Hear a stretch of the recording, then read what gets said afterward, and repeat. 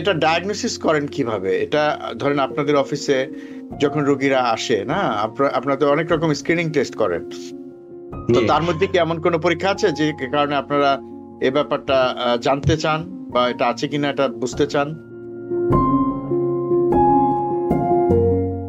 Mainly যদি blood টেস্টে দেখা যায় যে একটু লিভার এনজাইমটা একটু হাই, তখন এটাকে ইভ্যালুয়েট করা উচিত। আমরা ধরেন আগে যেটা ইভ্যালুয়েট করতে ধরেন আমাদের বায়োপসি একটা রিকোয়ারমেন্ট ছিল, হ্যাঁ লিভার বায়োপসি করতে হবে টু ফাইন্ড আউট। এখন আর বায়োপসিটা অত বেশি কমন না। লিভার এনজাইম যদি একটু হাই থাকে তখন আমরা একটা আল্ট্রাসাউন্ড করি, আল্ট্রাসাউন্ড করে দেখি যে আমাদের লিভারের স্ট্রাকচারটা দেখি, লিভারটা কি বড় হয়ে গেছে কিনা। যদি লিভার লাস্ট স্টেজে চলে আসে, ধরেন লিভার সিরোসিসের দিকে, তাহলে এন্ডোস্কোপি করতে হয়। তারপরে যদি ফ্লুইড থাকে ফ্লুইড বাইর করতে হয়।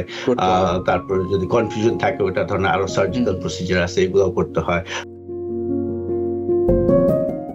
এটা ডায়াগনোসিস করেন কিভাবে? এটা ধরেন আপনাদের অফিসে যখন রোগীরা আসে না, আপনাদের অনেক রকম স্ক্রিনিং টেস্ট করেন, তো তার মধ্যে কি এমন কোনো পরীক্ষা আছে যে কারণে আপনারা এই ব্যাপারটা জানতে চান বা এটা আছে কিনা এটা বুঝতে চান এবং সেই অনুযায়ী ব্যবস্থা নেন? হ্যাঁ, আমরা যখন রেগুলার ব্লাড টেস্ট করি, ধরেন একটা বলা হয় কেমিস্ট্রি, সো ওইখানে আমাদের লিভার এনজাইম গুলা চেক করা হয়। এটা হলো রুটিন, সবসময় ব্লাড টেস্টে এটা থাকে। ধরেন ওইখানে কিছু মার্কার আছে যেটা লিভার মার্কারস, ধরেন ALT বলা হয় আর AST বলা হয়। এগুলা যখন একটুখানি হাই থাকে অথবা বর্ডার লাইন হাই থাকে, তখন এটার মানে হতে পারে যে লিভার কোনো সাম সর্ট অফ ইনজুরি হচ্ছে। আর কি ইনজুরি হচ্ছে এটা আবার ডিফারেন্ট ইস্যু, তখন ওইটা ইনভেস্টিগেট করতে হয়। তো লিভারের ইনজুরি ধরেন অনেক ধরনের কারণ হতে পারে। ধরেন জাস্ট শুধু লিভারের এনজাইমটা যদি হাই হয় তার মানে এই না যে ফ্যাটি লিভার আছে। আরো অনেক ধরনের কারণ আছে, ধরেন হেপাটাইটিস বি হতে পারে, হেপাটাইটিস সি হতে পারে, তারপর অটো ইমিউন হেপাটাইটিস হতে পারে, তারপর অনেক সময় মেডিকেশনের কারণে লিভার এনজাইম গুলো একটু হাই হতে পারে। সো মেনলি যদি ব্লাড টেস্টে দেখা যায় যে একটু লিভার এনজাইমটা একটু হাই, তখন এটাকে ইভ্যালুয়েট করা উচিত। আমরা ধরেন আগে যেটা ইভ্যালুয়েট করতে ধরেন আমাদের বায়োপসি একটা রিকোয়ারমেন্ট ছিল, হ্যাঁ লিভার বায়োপসি করতে হবে টু ফাইন্ড আউট। এখন আর বায়োপসিটা অত বেশি কমন না। সো ফার্স্ট থিং যেটা আমরা করি, ধরেন লিভার এনজাইম যদি একটু হাই থাকে তখন আমরা একটা আল্ট্রাসাউন্ড করি, আল্ট্রাসাউন্ড করে দেখি যে আমাদের লিভারের স্ট্রাকচারটা দেখি, লিভারটা কি বড় হয়ে গেছে কিনা। তারপরে ওইখানে ফ্যাট কি বেশি, ফ্যাটি লিভারটা বেশি ফ্যাট জমে গেছে কিনা। তারপরে আবার আমাদের ব্লাড টেস্ট, আবার ফার্দার ব্লাড টেস্ট করে দেখতে হয় হেপাটাইটিস বি সি, এগুলা চেক করে দেখতে হয়, মেক শিওর করতে হয় এটা ইনফেকশন রিলেটেড না। তারপরে স্টেজ ধরেন যদি দেখা যায় যে লিভার ফ্যাট জমে গেছে, তাহলে ধরেন আপনার আরেকটা টেস্ট করতে পারেন, ধরেন এটাকে বলা হয় ফাইব্রো স্ক্যান। ওকে, ফাইব্রো স্ক্যান এটাও ধরেন এক ধরনের আল্ট্রাসাউন্ড, বাট এটা একটা ভাইব্রেশন স্ক্যান। এটাতে কি হয়, ধরেন লিভারটা কতটুকু স্টিফ ওইটা বোঝার জন্য এটা এই স্ক্যানটা করা হয়। ধরেন আমরা যদি চিন্তা করি লিভারটা হলো একটা স্পঞ্জের মতো, হ্যাঁ তো ওই স্পঞ্জ তো নরম, হ্যাঁ তো আস্তে আস্তে যখন এই লিভার ইনজুরিটা হয়, তো আস্তে আস্তে মনে করেন ধরেন লিভারটা যদি মানে স্পঞ্জটা যদি শক্ত হয়ে যায় তাহলে কিরকম হবে, হ্যাঁ সো ওইটাই আর কি হয় ফ্যাটি লিভারে। তারপর ধরেন সিরোসিস যখন হয়, ফাইব্রোসিস হয়, তখন এটা সো ফাইব্রো স্ক্যান ওইটা দেখায় যে কতটুকু স্টিফ, কতটুকু শক্ত হয়ে যাচ্ছে লিভারটা, ওই অনুযায়ী একটা গ্রেডিং সিস্টেম থাকে। আর যদি এগুলা সবকিছু ইনকনক্লুসিভ থাকে যে লিভার এনজাইম হাই কিন্তু আমরা ফাইব্রো স্ক্যানও বুঝতেছি না এটা কি জন্য, তখন ধরেন লিভার বায়োপসি করতে হয়। লিভার বায়োপসি করে দেখতে হয় যে আসলে কি ফ্যাট কন্টেন্ট নাকি অন্য কোনো কারণে লিভার এনজাইম গুলো হাই। জি, অনেক ধন্যবাদ। তার মানে হচ্ছে যে এটির ডায়াগনোসিস করা মানে খুব একটা কঠিন কিছু না। আপনারা যেসব পরীক্ষা নিরীক্ষা করেন, হ্যাঁ রক্তের কিছু পরীক্ষা, তারপরে আল্ট্রাসাউন্ড, তারপরে একটা স্ক্যান, মোটামুটি এগুলো করে আপনারা নিশ্চিত হয়ে যান যে এই পেশেন্টের ফ্যাটি লিভার আছে। তো এর পাশাপাশি কি আরো কিছু খোঁজেন কিনা যে ফ্যাটি লিভার তো আছে, তো এর কারণে যেসব ক্ষতি বা যেসব জটিলতা হতে পারে বা হয়েছে কিনা সেটাও তো জানা দরকার। সেগুলো কি জানেন বা নাকি সেগুলো এর মধ্যেই বোঝা যায়? না, এটা অবশ্যই না। ধরেন এটা ডিপেন্ড করে কোন স্টেজে আছে। এখন ধরেন আচ্ছা আপনি আচ্ছা। যদি স্টেজ 4 অথবা লিভার ফাইব্রোসিস অথবা লিভার সিরোসিস হয়ে হুম গেছে, তখন আবার এটা হুম ডিফারেন্ট সিনারিও হয়ে দাঁড়ায়, কারণ ওইটার কমপ্লিকেশন আবার অনেক বেশি। তো হুম তখন হুম হুম আমাদের অন্যান্য টেস্ট করতে হয়। ধরেন মনে করেন লিভার সিরোসিস যদি হয়ে যায়, তখন আপনার পোর্টাল হাইপারটেনশন হতে পারে। পোর্টাল হাইপারটেনশন মানে হলো যেই ব্লাডটা যাচ্ছে লিভারে, ওইখানে ব্লাড প্রেশারটা অনেক হাই হয়ে যাচ্ছে। ওকে, হুম কারণ হুম লিভারটাও ব্লাডটাকে প্রসেস করতে পারতেছে না। হ্যাঁ, তো এটা ব্যাকড আপ হওয়ার কারণে আপনার হুম হুম পোর্টাল হাইপারটেনশন হচ্ছে। আর ওই ব্যাকড আপ কারণে তখন আস্তে আস্তে ধরেন ইসোফেজিয়াল ভ্যারিসিস হয়।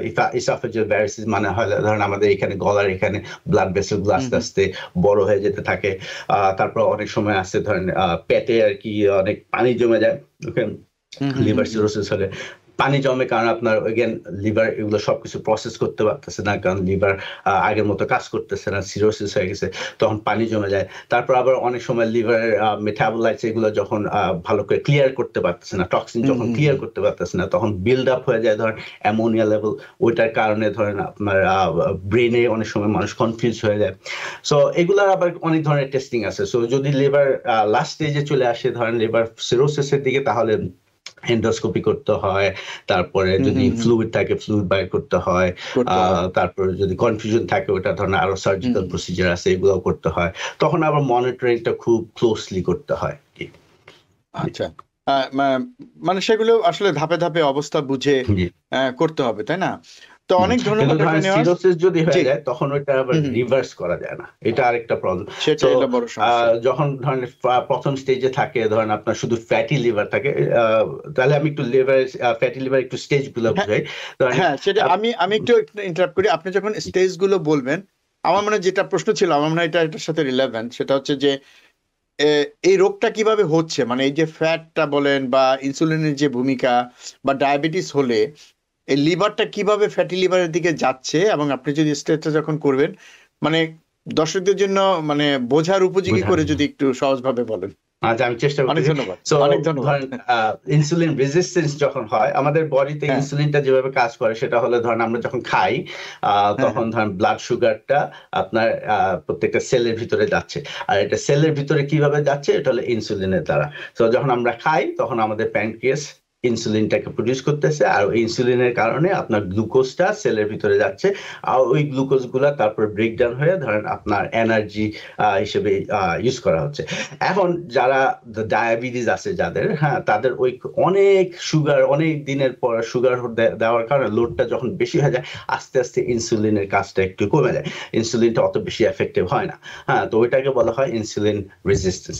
সো তখন কি হয়, ধরেন সেল গুলা মনে করতেছে ধরেন আপনার গ্লুকোজ গুলা টানতে পারতেছে না এনাফ এনার্জির জন্য। তখন কি হয়, তখন সেল অ্যাডিপোজ টিস্যু যেগুলো আছে ওখান থেকে ফ্যাটি অ্যাসিড গুলো প্রডিউস হইতেছে। হ্যাঁ, কারণ তখন আপনার ফ্যাটি অ্যাসিড গুলো প্রডিউস হইতেছে, ওটা কি বলে ব্লাড স্ট্রিমে যাচ্ছে। ওই ফ্যাটি অ্যাসিড গুলা তখন লিভারে যাচ্ছে। লিভার তখন এই ফ্যাটি অ্যাসিড গুলো করে ধরে রাখতেছে, ওইটাকে আবার এনার্জিতে পরিণত করতেছে কিভাবে, বাই স্টোরিং ইট। হ্যাঁ, আস্তে আস্তে স্টোর করে ফেলাইতেছে। তার মধ্যে আবার লিভার আরেকটা জিনিস করতেছে এটার কারণে। তো লিভার মনে করতেছে যে ওকে কোনো এনার্জি কোনো সোর্স নাই, তখন কি করতেছে লিভার, এটাকে বলা হয় ডিনোভো লিপোজেনেসিস, মানে হয় প্রথম থেকে ফ্রম স্ক্র্যাচ লিভার আবার ফ্যাট গুলো আরো প্রডিউস করতেছে। So liver on top of that আরো বেশি ফ্যাট গুলো প্রডিউস করতেছে, তখন এগুলো হুম সব হুম স্টোর করে ফেলেছে।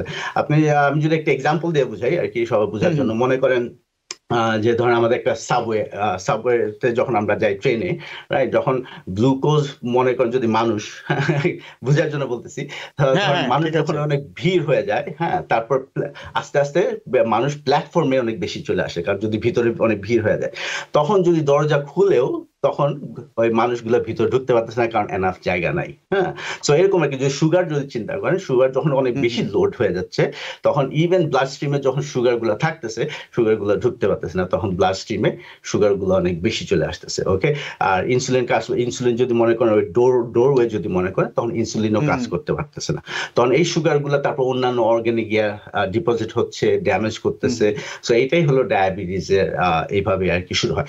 সো এখন ফ্যাটি লিভারের কয়েকটা স্টেজ আছে। ধরেন একটা হলো জি। সিম্পল ফ্যাটি লিভার, সো যখন আস্তে আস্তে একটুখানি ফ্যাট জমে যায় লিভারে, তখন ওইটাকে বলা হয় সিম্পল ফ্যাটি লিভার, NAFLD বলা হয়।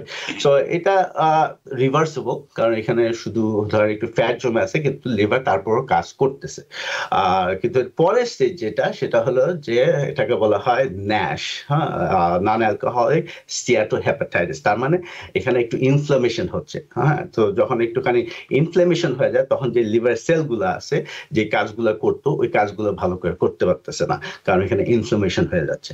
তারপরে ওই ইনফ্লামেশনের কারণে আস্তে আস্তে লিভারে স্কারিং হয়ে যাচ্ছে। ধরেন আমরা যখন কাইটে গেলে যেরকম স্কার হয়ে যায়, ওই রকম আর কি লিভারের ইনজুরির কারণে ওখানে স্কারিং হয়ে যাচ্ছে। তো এটাকে বলা হয় লিভার ফাইব্রোসিস। ফাইব্রোসিসের আবার অনেকগুলো স্টেজ আছে।